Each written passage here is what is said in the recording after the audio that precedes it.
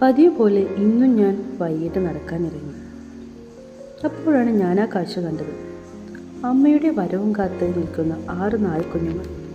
കുറച്ചു നേരം ഞാൻ അവരെ അങ്ങനെ നോക്കി നിന്നു.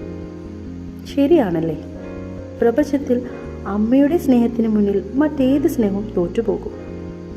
അവരുടെ കളിയും കുസൃതിയും കാണാൻ നല്ല രസമുണ്ടായിരുന്നു. പക്ഷെ ആ കണ്ണുകളിൽ നോക്കിയാൽ അറിയാം അവർക്ക് എന്തുമാത്രം വിശപ്പുണ്ടെന്ന്.